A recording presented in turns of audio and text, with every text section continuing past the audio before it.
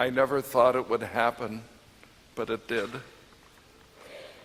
And I think it's a good thing.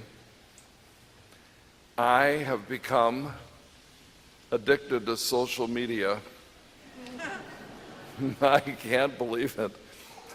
I am texting quite regularly, mostly for lining up appointments. So I've got a couple appointments with couples who are getting married in the next few months tomorrow, and I had some yesterday, and it's just affirming those appointments and so on, and doing schedules and people asking me where I am at such and such a time, and it's less intrusive. I would never call anybody unless I wanted to harass them.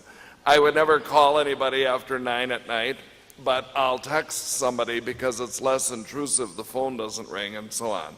So that's kind of the whole texting thing.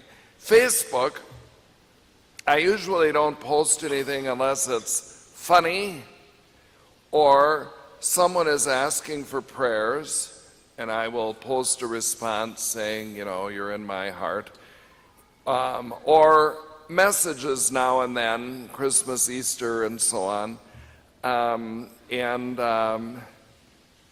Today, Facebook informed me, is my 1-year anniversary of being friends with Katrina, our music person. And so we celebrated our anniversary at 8 o'clock at Grand. And Twitter I use mostly to keep informed. I read all the tweets from Catholic news services, so I know what's going on. I get the Pope's homily every morning and all those kinds of things, and it kind of keeps me informed. Now, all that being said, and I'm so excited about it, all that being said, it can get out of hand. I mean, clearly, people can truly become addicted to it, and they're on their phones 24/7.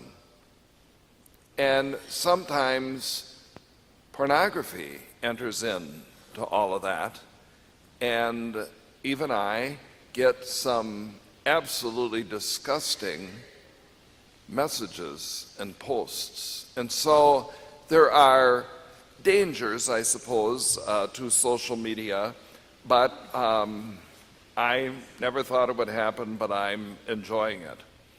Now, I read the other day a very interesting quote, and the quote was, "Distance doesn't separate people, silence does."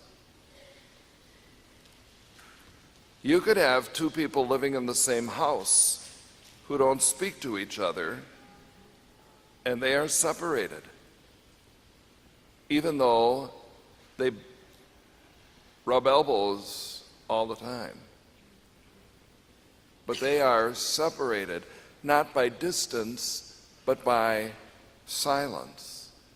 On the other hand, you have kids in college, kids who live in other states, grandchildren all over the place, and you are very much in contact with them because you communicate with them regularly.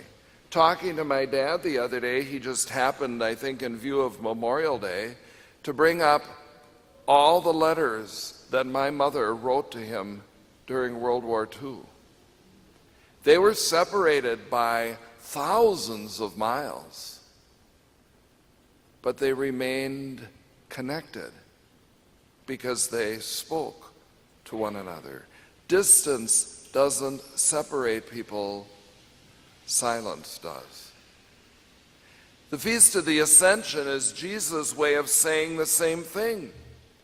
I may be distant from you, you may not be able to physically touch me, but I'm not going to be silent. We are not going to be separated.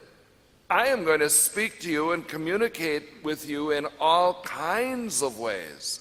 Now, for centuries, our understanding of that ongoing communication was that the only place and the only way of Jesus staying connected with us was through the church. But today, many people are choosing other ways. They may be choosing the gift of nature, or in all kinds of service that they render to others. They may feel the communication of Christ in generous acts of giving and charity, in meditation, in all kinds of ways.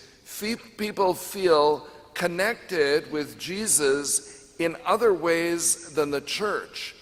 And that's a challenge for all of us, both inside the church and away from the church. Now, some folks, of course, have just turned him off completely, and then when they need him, he seems silent. But it's maybe because they haven't talked to him for so long. But for many, he is never silent. He is always loving and always a force in their lives. For you and me who are here this morning, there's no distance between us, really, because we believe and we feel his presence in the Eucharist that we share, in the community of disciples, in the events of our lives, and in so many ways. And if that is true, if we really feel his presence among us, then joy follows. One cannot possibly have a deep relationship with Christ. One cannot possibly consider Jesus a good friend and be gloomy or whiny. It can't happen. Rather, when we feel connected with Christ, every word we speak is uplifting. Every hand is open and never closed. Every smile is broad, because Jesus is neither far away nor quiet. And that makes all the difference in the world.